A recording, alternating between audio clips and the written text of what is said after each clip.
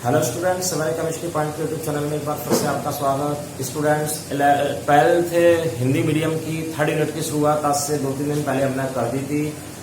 12th class की 3rd unit का नाम था विद्युत रसायन। इसमें आपने इसके पहले वाले वीडियो में इस यूनिट का इंट्रोडक्शन, चालक, विद्युत अपघट, विद्युत अपघटन चालक और धात्विक चालक में अंतर, ये सारे टॉपिक्स पढ़े थे। आज के टॉपिक्स भी इसके बहुत इंपॉर्टेंट है और सारा बेसिक है। आज के टॉपिक है ऑक्सीकरण और अपचयन अभिक्रियाएं, रेडॉक्स अभिक्रियाएं, ओम का नियम और इसके अलावा प्रतिरोध और विशिष्ट प्रतिरोध। इतनी टॉपिक की आज अपन बात करेंगे। ऑक्सीकरण अभिक्रियाएं, आज के टॉपिक को हम स्टार्ट कर रहे हैं। ऑक्सीकरण अभिक्रियाएं, ऑक्सीकरण अभिक्रियाएं क्या होती हैं? 11th क्लास में आपने काफी डिटेल पढ़ा था। इलेक्ट्रॉनिक सिद्धांत के आधार पर वे अभिक्रियाएं जिनमें इलेक्ट्रॉन त्यागे जाएं उन्हें कहेंगे आप ऑक्सीकरण अभिक्रियाएं। वे अभिक्रियाएं जिनमें कोई रासायनिक स्पीशीज, परमाणु, अणु, आयन अपने इलेक्ट्रॉन त्याग रहे हैं, रिलीज कर रहे हैं, उन अभिक्रियाओं को कहेंगे आप ऑक्सीकरण अभिक्रियाएं। जैसे कि आप देखेंगे यहाँ पर हमने ऑक्सीकरण अभिक्रियाओं के कुछ एग्जाम्पल लिए हैं जिनके थ्रू आप ऑक्सीकरण अभिक्रियाओं को समझेंगे। ऑक्सीकरण अभिक्रिया में देखिए यहाँ पर हमारे पास जिंक धातु है Zn। अभी Zn विद्युत उदासीन है क्योंकि उसने ना किसी से इलेक्ट्रॉन लिया और ना इलेक्ट्रॉन किसी को दिया। तो अभी आप देखेंगे Zn जब 2 इलेक्ट्रॉन अपने त्याग रही है तो प्लस में देखिए हमने 2 इलेक्ट्रॉन यहां पर निकाले हैं।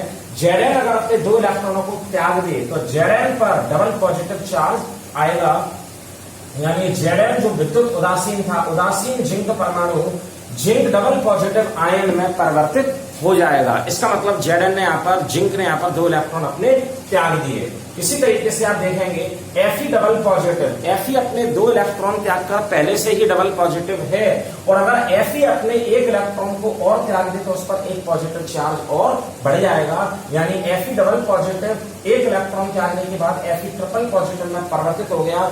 इसका मतलब इसमें भी इलेक्ट्रॉन त्यागा गया। अब आप देखिए तीसरी अभिक्रिया, यहाँ पर ये हमारे पास Cl नेगेटिव है, क्लोरीन क्लोराइड आयन है, ये क्लोराइड आयन, क्लोराइड आयन पर नेगेटिव लगा हुआ है, लेकिन क्लोराइड आयन एक नहीं, क्लोराइड आयन हमारे पास है 2। अब आप देखिए एक क्लोरीन अगर 1 इलेक्ट्रॉन त्यागता है तो 2 क्लोरीन 2 क्लोराइड आयन 2 इलेक्ट्रॉन त्याग कर दोनों के ऊपर से नेगेटिव चार्ज हट जाएगा और नेगेटिव चार्ज हटने के बाद दोनों उदासीन Cl परमाणु आपस में क्रिया करके क्लोरीन का बना लेंगे अणु। अब आप देखिए ये तीनों अभिक्रियाएं ऊपर वाली हैं वो ऑक्सीकरण अभिक्रियाओं के उदाहरण हैं क्योंकि तीनों ही अभिक्रियाओं में इलेक्ट्रॉन त्यागे गए हैं। पहली अभिक्रिया में जिंक ने 2 इलेक्ट्रॉन त्याग कर Zn डबल पॉजिटिव बनाया। दूसरी अभिक्रिया में Fe डबल पॉजिटिव ने 1 इलेक्ट्रॉन त्याग कर Fe ट्रिपल पॉजिटिव बनाया। तीसरी अभिक्रिया में क्लोराइड नेगेटिव आयन ने अपने इलेक्ट्रॉनों को त्याग कर क्लोरीन अणु बनाए। इसका मतलब है कि ये तीनों अभिक्रियाएं ऑक्सीकरण अभिक्रियाओं के उदाहरण हैं। मतलब वे सभी अभिक्रियाएं जिनमें इलेक्ट्रॉन त्यागे जाए उनको हमने ऑक्सीकरण नाम दिया था। Zn ने यहाँ पर 2 इलेक्ट्रॉन त्याग कर Zn double positive, Fe double positive ion ने 1 इलेक्ट्रॉन त्याग कर Fe ट्रिपल पॉजिटिव और Cl नेगेटिव आयन यानी क्लोराइड आयन ने अपने 2 इलेक्ट्रॉन त्याग कर क्लोरीन का अणु बनाया। जब भी ऑक्सीकरण अभिक्रियाओं में इलेक्ट्रॉन त्यागे जाएंगे तो उसकी धनात्मक संयोजकता या धनात्मक ऑक्सीकरण अवस्था में हमेशा क्या होगी? वृद्धि। धनात्मक ऑक्सीकरण अवस्था में वृद्धि कर लेते हैं अपन, धनात्मक ऑक्सीकरण अवस्था में वृद्धि होगी, ऑक्सीकरण अवस्था में वृद्धि होगी धनात्मक में। यानी जब भी ऑक्सीकरण अभिक्रियाओं में कोई परमाणु अणु आयन इलेक्ट्रॉन को त्यागेगा तो उसकी धनात्मक ऑक्सीकरण अवस्था में वृद्धि होती है। जैसे यहाँ पर Zn ने 2 इलेक्ट्रॉन त्यागे तो 2 पॉजिटिव उस पर आ गए। इसका मतलब जिंक की ऑक्सीकरण अवस्था अभिक्रिया से पहले 0 थी क्योंकि इस पर कोई भी चार्ज नहीं था, लेकिन जैसे ही उसने 2 इलेक्ट्रॉन त्यागे तो Zn पर डबल पॉजिटिव चार्ज यहाँ पर आ गया। ऐसे Fe की +2 थी क्योंकि इस पर 2 पॉजिटिव चार्ज थे और जैसे ही Fe ने 1 इलेक्ट्रॉन को त्यागा तो Fe +3 चार्ज उस पर आ चुके, यानी 3 पॉजिटिव उस पर आ गए, वो +3 हो गया। इसका मतलब इलेक्ट्रॉन त्यागने से धनात्मक ऑक्सीकरण अवस्था में हमेशा क्या होती है? वृद्धि। अब आप देखिए ऋणात्मक ऑक्सीकरण अवस्था में इलेक्ट्रॉन त्यागने से हमेशा क्या होती है? कमी। Cl पर 1 नेगेटिव था, जैसे ही उसने 1 इलेक्ट्रॉन त्यागा तो आप समझ जाइए कि उसमें से वो नेगेटिव चार्ज हटेगा। यानी Cl नेगेटिव ने अपने 1 इलेक्ट्रॉन को त्यागा। चूंकि हमारे पास Cl कितने हैं? 2। Cl नेगेटिव हमारे पास 2 थे तो उसमें 2 इलेक्ट्रॉन दोनों ने त्याग दिए और दोनों ने 2 इलेक्ट्रॉन त्याग कर पहले Cl नेगेटिव पर -1 उसकी ऑक्सीकरण अवस्था थी, लेकिन Cl2 बनते वक्त उसकी ऑक्सीकरण अवस्था क्या हो रही है? 0। इसका मतलब है ऑक्सीकरण अवस्थाओं में धनात्मक ऑक्सीकरण अवस्था में हमेशा वृद्धि होती है और ऋणात्मक ऑक्सीकरण अवस्थाओं में हमेशा क्या आती है? कमी। तो ये हमारे पास ऊपर का पूरा पोर्शन था, वो था ऑक्सीकरण, उसके तीनों उदाहरण आप नोट्स में इसको देखिए बहुत अच्छी तरीके से, 11वीं क्लास में भी दिया है। दूसरी अभिक्रिया हमारे पास थी अपचयन। अपचयन अभिक्रियाओं पे आप ध्यान देंगे, अगर आपने ऑक्सीकरण अवस्थाओं को अगर अच्छी तरीके से पढ़ रखा है, ऑक्सीकरण अभिक्रिया को अगर आपने पूरी ऊपर वाली अभिक्रिया को आपने तैयार कर लिया, तो अपचयन में आपको क्या करना है? जस्ट उल्टा कर दीजिए। जैसे यहां पर आपने देखा कि वे सभी अभिक्रिया जिनमें इलेक्ट्रॉन त्यागे जा रहे थे उनको हमने नाम दिया था ऑक्सीकरण, और इनमें धनात्मक और ऋणात्मक ऑक्सीकरण अवस्था में क्या परिवर्तन होता है ये भी आपने देखा। अपचयन अभिक्रियाओं में आपको क्या करना है? वे सभी अभिक्रियाएं जिनमें इलेक्ट्रॉन ग्रहण किए जाएं, उसमें त्यागे जाए था, इसमें क्या है? ग्रहण किए जाएं। वे सभी अभिक्रियाएं जिनमें इलेक्ट्रॉन ग्रहण किए जाएं उन्हें हम नाम देते हैं अपचयन अभिक्रियाएं। तो ये हमारे पास अपचयन अभिक्रियाओं के उदाहरण है। देखिए Sn पर 4 पॉजिटिव चार्ज पहले से ही है और उसमें 2 इलेक्ट्रॉन अगर ग्रहण कर लिए तो Sn पर से डबल पॉजिटिव चार्ज हट जाएगा, यानी Sn डबल पॉजिटिव रह जाएगा। अब आपने देखा Fe पर ट्रिपल पॉजिटिव चार्ज पहले से है, 1 इलेक्ट्रॉन उसने ग्रहण किया, Fe पर से एक पॉजिटिव हो गया, Fe रह गया डबल पॉजिटिव। Cl2 0 है, अभी इस पर कोई पॉजिटिव नेगेटिव नहीं है। Cl2 अगर 2 इलेक्ट्रॉनों को ग्रहण करता है तो Cl पर नेगेटिव आ जाएगा, आगे 2 लगा, इसका मतलब दोनों Cl ने एक इलेक्ट्रॉन को ग्रहण किया है। अपचयन अभिक्रियाओं के तीनों उदाहरण थे, क्योंकि तीनों ही अभिक्रियाओं में इलेक्ट्रॉनों को ग्रहण किया जा रहा है, लेकिन अपचयन अभिक्रियाओं में धनात्मक ऑक्सीकरण अवस्था में हमेशा क्या होती है? कमी, और ऋणात्मक ऑक्सीकरण अवस्था में हमेशा क्या होती है? वृद्धि। जैसे Sn डबल पॉजिटिव में जैसे उसमें 2 इलेक्ट्रॉन त्यागे, जैसे उसमें 2 इलेक्ट्रॉन ग्रहण किए तो Sn 4 पॉजिटिव था, यानी +4 उसकी ऑक्सीकरण अवस्था थी, वो कितनी घट के हो गई? +2। Fe की +3 थी, वो कम होकर कितनी हो गई? +2। तो +3 से +2, +4 से +2, इसका मतलब धनात्मक ऑक्सीकरण अवस्था में या ऑक्सीकरण संख्या में यहाँ पर कमी आ रही है अपचयन अभिक्रियाओं की वजह से। अब देखिए Cl2 ने 2 इलेक्ट्रॉन ग्रहण किए, अभी Cl पर कोई चार्ज नहीं था, कोई ऑक्सीकरण अवस्था नहीं थी, 0 थी, लेकिन जैसे उसने इलेक्ट्रॉन ग्रहण किए तो उसकी ऋणात्मक ऑक्सीकरण अवस्था बढ़ गई, यानी उस पर -1 चार्ज आ गया। तो इसमें आप देखेंगे ऋणात्मक ऑक्सीकरण अवस्था में क्या हो रही है? वृद्धि। तो अभी अपने पास पूरा ये जो यहाँ पर बोर्ड पर लिखा है वो ऑक्सीकरण और अपचयन अभिक्रियाओं का एक एग्जाम्पल के थ्रू समझाना था। ऑक्सीकरण अपचयन अभिक्रियाओं को इलेक्ट्रॉनिक सिद्धांत के आधार पर आपने 7वें चैप्टर में प्रीवियस ईयर यानी 11th क्लास में काफी पढ़ा था। ऑक्सीकरण वे अभिक्रियाएं हैं जिनमें इलेक्ट्रॉन त्यागे जाएं, और अपचयन वे अभिक्रियाएं हैं जिनमें इलेक्ट्रॉन ग्रहण किए जाएं। ऑक्सीकरण अभिक्रिया के फलस्वरूप धनात्मक ऑक्सीकरण संख्या में वृद्धि और ऋणात्मक ऑक्सीकरण संख्या में कमी, जबकि अपचयन अभिक्रियाओं के फलस्वरूप धनात्मक ऑक्सीकरण अवस्था में कमी और ऋणात्मक ऑक्सीकरण अवस्था या संख्या में क्या आती है? क्या होती है? वृद्धि। ऑक्सीकरण अपचयन के बाद अब आप यहीं पर देख लीजिए इसी मैटर में ऑक्सीकारक और अपचायक पदार्थ, ये बात आपको 11th क्लास में भी समझाई थी कि ऑक्सीकरण अभिक्रियाएं ये हैं और अपचयन ये हैं। अब आप देखिए ऑक्सीकरण अभिक्रियाओं में इलेक्ट्रॉन त्यागे जा रहे हैं, अपचयन अभिक्रियाओं में इलेक्ट्रॉन ग्रहण किए जा रहे हैं। अगर कोई क्वेश्चन पूछता है कि ऑक्सीकारक और अपचायक पदार्थ क्या है, अब ऑक्सीकरण और अपचयन अभिक्रियाएं नहीं, ऑक्सीकारक और अपचायक पदार्थ, तो आप इसी से मैटर बनाने का प्रयास कीजिए। ये आप देखिए पहली, दूसरी, तीसरी तीनों अभिक्रिया हमारे पास कौन सी हैं? ऑक्सीकरण अभिक्रियाएं, क्योंकि तीनों अभिक्रियाओं में इलेक्ट्रॉन त्यागे जा रहे हैं। लेकिन आप पर ये बात आप ध्यान रखिए कि जो इलेक्ट्रॉन त्याग रहा है वो तीनों ही क्या होंगे? अपचायक। ये तीनों ही हमारे पास अपचायक पदार्थ होंगे, यानी ऑक्सीकरण अभिक्रियाओं में हमेशा अपचायक से शुरुआत होगी और इसी तरीके से अपचयन अभिक्रियाओं में हमेशा ऑक्सीकारक पदार्थ से शुरुआत होगी। यानी ऑक्सीकरण और अपचयन अभिक्रियाएं पढ़ने के बाद अब ऑक्सीकारक और अपचयक पदार्थ की बात आती है। तो ध्यान आप ये रखिए, एक अपने दिमाग में बना के रखिए कि यदि अभिक्रिया ऑक्सीकरण है तो शुरुआत किससे होगी? अपचय से, मतलब इलेक्ट्रॉन त्यागने वाले पदार्थ को क्या बोलेंगे आप? अपचय। वे अभिक्रिया जिनमें इलेक्ट्रॉन त्यागे जाते हैं उन्हें क्या बोला था? ऑक्सीकरण अभिक्रियाएं। लेकिन जो इलेक्ट्रॉन त्यागता है वो क्या कहलाएंगे? अपचयक पदार्थ। इसी तरीके से वे अभिक्रियाएं जिनमें इलेक्ट्रॉन ग्रहण किए जाते हैं उन्हें बोलेंगे आप अपचयन अभिक्रियाएं। ये तीनों अभिक्रियाएं अपचयन है क्योंकि तीनों में इलेक्ट्रॉन ग्रहण किए जा रहे हैं। लेकिन जो इलेक्ट्रॉन ग्रहण करेगा उसे बोलेंगे आप ऑक्सीकारक पदार्थ। ये यहां से देखना पड़ेगा आपको, उसको कहेंगे आप ऑक्सीकारक पदार्थ। इसको यहां से हटा दीजिए। ये हमारे पास ऑक्सीकारक पदार्थ हैं, ऑक्सीकारक, क्योंकि ये इलेक्ट्रॉनों को ग्रहण कर रहे हैं। मतलब इसमें भी आपको समझना है कि इसमें उल्टा चल रहा है।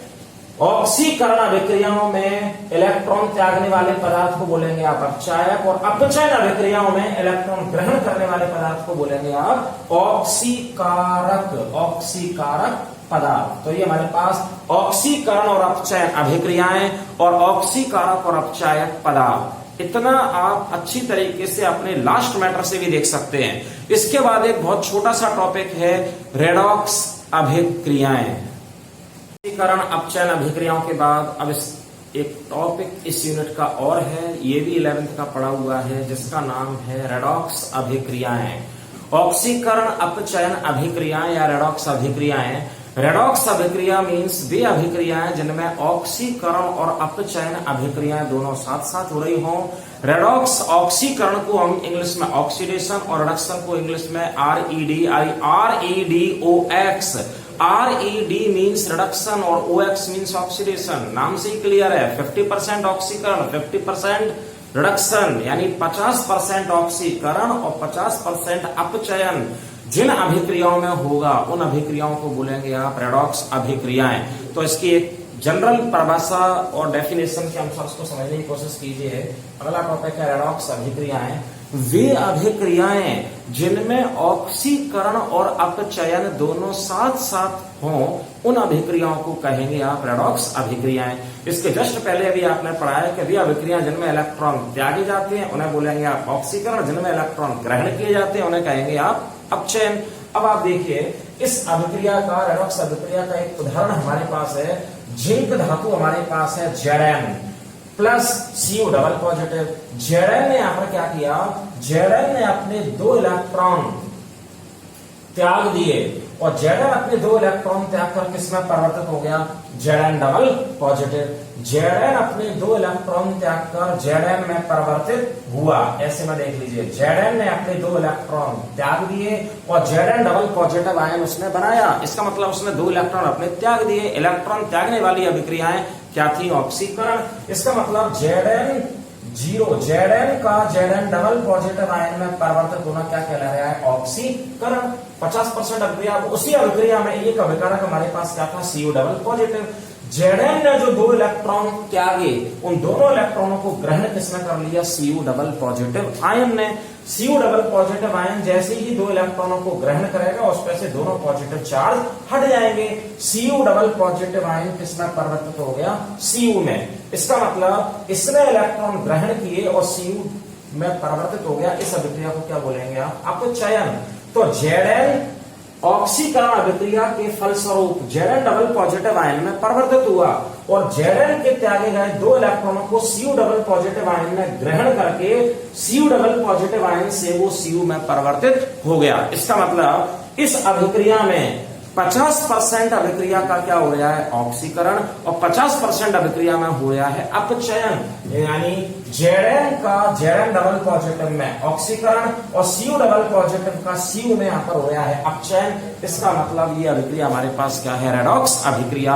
रेडॉक्स अभिक्रिया की स्टडी करना 12th क्लास में भी बहुत इंपॉर्टेंट है, क्योंकि ऐसे बहुत सारे सेल हैं। इस चैप्टर में काफी सेल आएंगे, जैसे कि डैनियल सेल है। सारे अधिकांश सेलों में रेडॉक्स अभिक्रिया होगी। एक इलेक्ट्रोड पर हो रहा होगा ऑक्सीकरण, दूसरे इलेक्ट्रोड पर हो रहा होगा अपचयन। तो अधिकांश सेल जैसे डैनियल सेल है, गैल्वेनिक सेल है, ये सब किस सिद्धांत पर आधारित है? रेडॉक्स अभिक्रिया के सिद्धांत पर आधारित है। रेडॉक्स अभिक्रिया की जरूरत आपको इस यूनिट में आगे पड़ेगी जब आप पढ़ेंगे SHE यानी स्टैंडर्ड हाइड्रोजन इलेक्ट्रोड, मानक हाइड्रोजन इलेक्ट्रोड और सेल। तो रेडॉक्स अभिक्रिया की भी एक नॉलेज आपके पास होना जरूरी है। इसके बाद नेक्स्ट टॉपिक पर चलिए।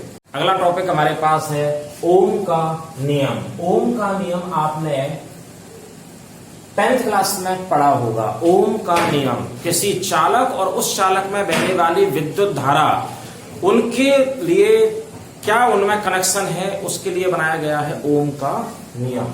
ओम का नियम आप देखिए, किसी चालक का विभवांतर उस चालक में बहने वाली विद्युत धारा के समानुपाती होता है। किसी चालक में जो विद्युत धारा बह रही है वो डिपेंड करती है कि आपने उस चालक के दोनों एंड पर कितने विभव का आपने विभव उसको दिया है, कितना आपने उसको विभव दिया है। उनमें विभवांतर में जितना ज्यादा अंतर होगा विद्युत धारा उतनी ही तेजी के साथ बहेगी। दोबारा देखिए, किसी चालक का विभवांतर उस चालक में बहने वाली विद्युत धारा के समानुपाती होता है।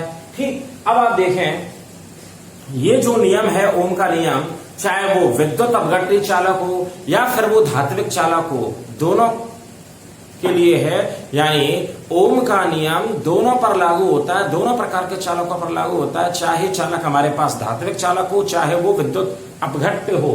ठीक है, एक बार परिभाषा और देखिए, किसी चालक का विभवांतर उस चालक में बहने वाली विद्युत धारा के समानुपाती होता है। यदि विभवांतर, दोनों विभवों को जो हमने विभवांतर दिया है, विभव जो दिया है, विभवांतर को हम V से और विद्युत धारा को I से प्रदर्शित करें, विद्युत धारा को I से प्रदर्शित करें, तब आप गणितीय रूप से ओम के नियम को क्या लिखेंगे, V समानुपाती I। यानी विभवांतर समानुपाती है चालक में बहने वाली विद्युत धारा के, या V बराबर R इंटू I। R यहां पर क्या है, और यहां पर एक स्थिरांक है जिसको हम प्रतिरोध कहते हैं। तो V समानुपाती हटाए तो बराबर का साइन R इंटू I, या अगर आप R निकालें तो R is equal to V upon I। यानी विभवांतर और विद्युत धारा दोनों का अनुपात एक स्थिर अनुपात होता है जिसको हम R से प्रदर्शित करेंगे। R यहाँ पर एक तरीके से क्या है, प्रतिरोध। तो ये हमारे पास का छोटा सा मैथमेटिकल एक्सप्रेशन था। यदि आप इन तीनों की इकाई देखें R, V और I की, तब आप देखेंगे कि I यहाँ पर क्या है, विद्युत धारा, और विद्युत धारा की इकाई क्या होती है, एम्पियर। इसकी I की इकाई यहाँ पर एम्पियर है।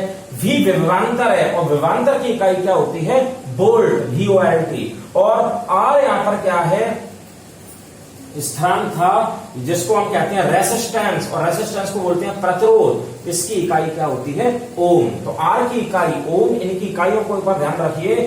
विशिष्ट प्रतिरोध तो अलग है जो इसके बाद आएगा। R यहाँ पर प्रतिरोध है जो एक स्थिरांक है, इसको हम ओम है इसकी इकाई। V की इकाई होती है वोल्ट और I की इकाई होती है एम्पियर। तो एक छोटा सा 2-4 लाइन का एक क्वेश्चन आता है, ओम का नियम, किसी चालक का विभवांतर उस चालक में बहने वाली विद्युत धारा के समानुपाती होता है। ओम के नियम के बाद चालक में प्रतिरोध और विशिष्ट प्रतिरोध। प्रतिरोध एवं विशिष्ट प्रतिरोध क्या है और इनकी इकाइयां, ये आपको समझना है। अब आप देखिए, प्रतिरोध को हम इंग्लिश में बोलते हैं रेसिस्टेंस, और रेसिस्टेंस का मतलब यहां पर है किसी रुकावट या बाधा को आप बोलेंगे रेसिस्टेंस। तो पहले आप देखिए, हमारे पास एक चालक है, ये मैंने एक तार ले लिया है, ये हमारे पास एक चालक है, सीधा सीधा ले लीजिए। हमारे पास ये हमने एक वायर यानी एक धातु का ले लिया है तार, और इसको हमने मान लिया है चालक। इसमें हम करंट, विद्युत धारा को इधर से प्रवाहित करेंगे, तेजी के साथ विद्युत धारा प्रवाहित होगी, इलेक्ट्रॉन इसमें तेजी के साथ बहेंगे। उसी वक्त यदि हमने इस वायर को इस तरीके से मोड़ दिया, यहां पर मोड़ दिया, यहां पर भी इसमें इस प्रकार से ब्रेकर इसमें बना दिए, तब आप देखेंगे कि इलेक्ट्रॉन तेजी के साथ बहेंगे, करंट तेजी के साथ, विद्युत धारा तेजी के साथ बहेगी, लेकिन इस एरिया में आके उसकी स्पीड कम हो जाएगी क्योंकि वायर अब बिल्कुल सीधा है नहीं। इस तरीके से फिर बहेगी, फिर उसकी स्पीड कम हो जाएगी, फिर बहेगी। तो इसका मतलब है कि ये जो कंडीशन आपने डाली है बीच में, वायर को जो आपने जगह जगह मोड़ा है, उसी को बोलेंगे आप प्रतिरोध या रेसिस्टेंस। अब आप रेसिस्टेंस की या प्रतिरोध की परिभाषा को समझिए। किसी चालक में प्रवाहित हो रही विद्युत धारा के लिए चालक द्वारा प्रस्तुत की गई रुकावट या बाधा को उस चालक का प्रतिरोध कहते हैं। किसी चालक में जो विद्युत धारा प्रवाहित हो रही है, उसमें आपने बीच बीच में जो रुकावट और बाधाएं डाली हैं, उसको आप कहेंगे प्रतिरोध। इसको आर द्वारा प्रदर्शित करते हैं, कैपिटल आर द्वारा प्रदर्शित करेंगे।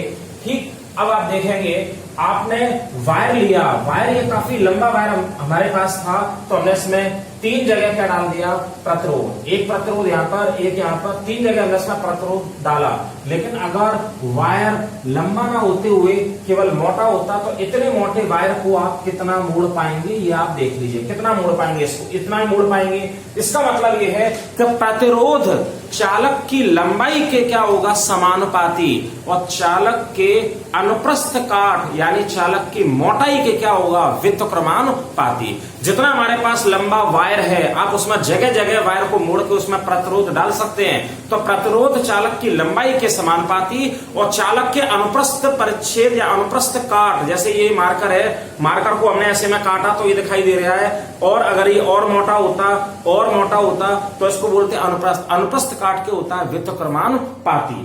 ठीक, तो अब आप इसको यहां से देखने का प्रयास करें। ये देखिए, प्रतिरोध हमने समझ लिया, किसी चालक में प्रवाहित हो रही विद्युत धारा के लिए चालक द्वारा प्रस्तुत की गई रुकावट या बाधा को उस चालक का प्रतिरोध कहेंगे। प्रतिरोध को आर से प्रदर्शित करते हैं। प्रतिरोध यानी आर चालक की लंबाई एल के क्या होता है, समानुपाती, इसलिए हमने समीकरण बनाया आर समानुपाती एल, समीकरण नंबर 1। और उसकी अनुप्रस्थ काट यानी मोटाई के क्या होता है, व्युत्क्रमानुपाती, इसलिए आर व्युत्क्रमानुपाती 1/a अपॉन में आ जाता है, तो उसको उल्टा मान के यानी व्युत्क्रमानुपाती। समीकरण नंबर दे दिया इसको 2। समीकरण 1 और 2 दोनों को मिला दीजिए तो आर समानुपाती एल के और अपॉन में ए है, तो उसको क्या मान लेंगे, व्युत्क्रमानुपाती। जब आप ये साइन हटाएंगे समानुपाती वाला, तो या आर इक्वल टू रो, एक साइन आ गया यहाँ पर, रो का साइन, ये रो है, रो मैं लिख भी देता हूं इधर। रो मीन्स इस तरीके से मुड़ा हुआ पी जैसा रो। यहां पर हमने ये किस तरह रखा है, रो। यहां पर R equal to rho into L upon A. यहाँ पर रो एक समानुपातिक स्थिरांक है, जिसे हम कहते हैं विशिष्ट प्रतिरोध। विशिष्ट प्रतिरोध को हम रो से प्रदर्शित करते हैं, प्रतिरोध को तो आर से प्रदर्शित करेंगे, विशिष्ट प्रतिरोध को रो से। तो समीकरण बन गया R equal to rho into L upon A. ठीक, अब आप देखिए रो की वैल्यू निकालेंगे, rho equal to R into A upon L. ये हमारे पास इसका फाइनल बन गया। रो अगर निकालना है विशिष्ट प्रतिरोध, rho equal to R into A upon L, ये हमारे पास है। लेकिन अब आप यहां पर ये देखिए, यदि आर तो आपको मालूम है, आर यहाँ पर रेजिस्टेंस है, ए यहाँ पर क्या है, अनुप्रस्थ परिच्छेद, एल क्या है, चालक की लंबाई। यदि चालक की लंबाई एल हम क्या मान लें, 1 सेंटीमीटर, और चालक का अनुप्रस्थ परिच्छेद यानी उसकी मोटाई, जिसमें चौड़ाई और ऊंचाई दोनों आ जाएंगे, उसको मान लिया हमने ए बराबर 1 सेंटीमीटर स्क्वायर। तो अगर आप इन दोनों को इसमें रख दें, रो इक्वल टू आर, ए की जगह पर 1 सेंटीमीटर स्क्वायर, एल की जगह पर 1 सेंटीमीटर, ये कैंसिल हो जाएगा, एक से कैंसिल हो गया, एल 1 सेंटीमीटर और ये हमारे पास था, कैंसिल हो गया तो हमारे पास 1 बचा। 1 का आर में इंटू होगा तो केवल क्या आ जाएगा, रो इक्वल टू आर। इसको आप बोलेंगे विशिष्ट प्रतिरोध। यानी ये बात फैक्ट है कि जब किसी चालक में आपने विद्युत धारा प्रस्तुत जो की जा रही थी, उसके रुकावट, उसमें आपने जो बाधा या रुकावट डाली, उसको तो हमने बोल दिया था प्रतिरोध। ये प्रतिरोध निकल रहा था, लेकिन यहाँ पर जो रो था वो क्या था, विशिष्ट प्रतिरोध। यदि हमारे पास चालक की लंबाई 1 सेंटीमीटर, चालक की ऊंचाई और चालक की चौड़ाई ये भी 1 सेंटीमीटर हो, तब 1 सेंटीमीटर चालक मैं 1 सेंटीमीटर वाले 1 सेंटीमीटर क्यूब, क्योंकि तीनों हो गई, लंबाई, चौड़ाई और ऊंचाई, 1 सेंटीमीटर क्यूब जो चालक हमारे पास है, उसमें जो आप रुकावट या बाधा डालेंगे उसको बोलेंगे विशिष्ट प्रतिरोध। इसको रो से क्या कहेंगे, प्रदर्शित, क्योंकि यहां पर ए 1 सेंटीमीटर स्क्वायर और ये, ठीक, ये हमारे पास हो गया प्रतिरोध। अब विशिष्ट प्रतिरोध और प्रतिरोध के बाद, प्रतिरोध यहां पर ध्यान रखना आर, विशिष्ट प्रतिरोध यहां पर क्या था, रो। प्रतिरोध और विशिष्ट प्रतिरोध के बाद अब हमको इसकी इकाई निकालना है विशिष्ट प्रतिरोध की।